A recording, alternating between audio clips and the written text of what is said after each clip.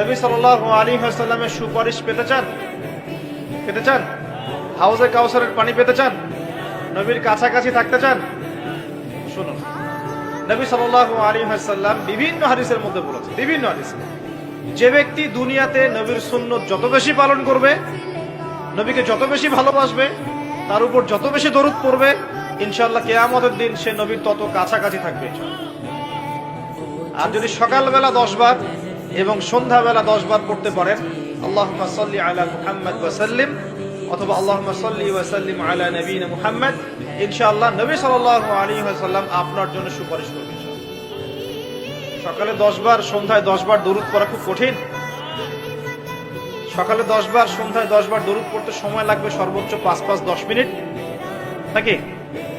অনেকে বলে না যে ভাই 1 মিনিট দাঁড়ান, 1 মিনিট সময় নষ্ট হলে কি এমন হয়, এটা মানুষ বলে না?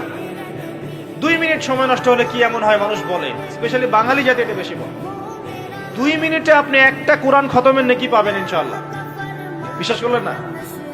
2 মিনিট লাগবে খালি বলতে, কুল হুয়াল্লাহু আহাদ আল্লাহুস সামাদ লাম ইয়ালিদ ওয়া লাম ইউলাদ ওয়া লাম ইয়াকুল লাহু কুফুয়ান আহাদ। 3 বার বলতে কয় মিনিট লাগবে? বড়জোর 2 মিনিট। 2 মিনিটে 3 বার পড়া সম্ভব সূরা ইখলাস। একবার পড়বেন, কোরআনের 1/3 নেকি পেয়ে যাবেন ইনশাআল্লাহ। তাহলে 2 মিনিটে কোরআন খতম দেওয়া যায়? যায় কি যায় না? যায়, ফজিলত পাওয়া যায়। 2 মিনিটে আপনি বলতে পারেন আল্লাহুম্মা সাল্লি আলা মুহাম্মাদ ওয়া সাল্লিম।